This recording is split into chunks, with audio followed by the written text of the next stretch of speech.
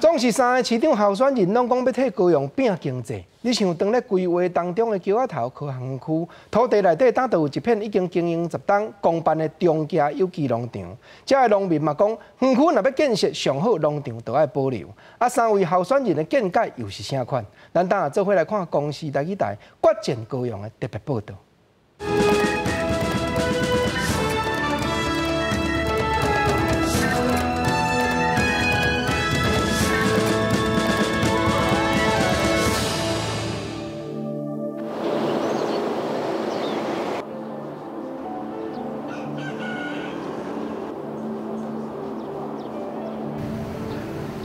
这个是我接好的肉桂，这个已经好几年了。那边是种，开始来的第2年种，已经都将近10年。詹老师甲阮介绍伊的农场，遮有台湾罕见的枸杞，亲像芭乐遮尔大的柠檬，济特别的食物，拢是伊拍拼10档的成果。想袂到遮的地可能会变成科学园区。台湾的第一个正式伊公办的迄个有机园区嘛，阮当初来时是满腹的希望。 有机园区真无简单，你拄迄个开始咧出价呢，你就惊到要啥物科学园区要入来，当然我是真惊遐啦。这个中价有机农场是10档前30位农友受到农委会的鼓励，政府协调，甲台糖租地做伙入来拍拼的成果，环境真水。即马可能爱收回土地，农民真有助。进前嘛捌去中央订情，希望农地甲园区共存。友善的农业会当透过中价这个事件，互规台湾的人吼，拢会注意到讲，会去想去思考讲，有机友善，这对台湾的重要性，咱工业开发敢有迄个需要。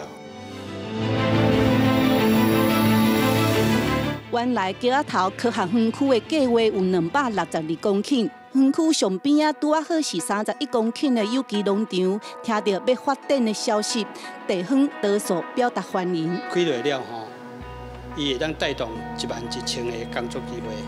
以后，阮的后一代。 或者是少年一代，因要食头路，就免去走到台北，免走到台中，免走到台南。桥仔头科学园区的计划伫去年通过，按算要引进软体服务甲半导体产业。民进党的陈其迈即摆参选市长，画出脚步爱较紧。 伊嘛参访日月光，希望业者会当增加投资。要求讲，阮行政院秘书长吼，甲咱农委会主委，就爱甲咱的无共的团体来协调吼，看都找出一个共存吼，大家共同存在，是讲双赢的策略。我希望会当保留，因为我感觉因为着想要饲这块地，知影就也要做标准的有机农场，其实饲地爱饲一段足大的时间，安尼着。 失去掉啊，实在介可惜。你跟你拼电子业高雄是不是？你会使，这不是咱的主力，会使一部分不是咱的主力。第二，你也要去工厂，你要甲这个环境爱共存哦。3个候选人都赞成有机农场甲园区会当共存，整个计划还未定案。这摆补选嘛，互大家有机会思考经济甲环保敢有双赢的做法。记者陈家军、赖伟做高雄报道。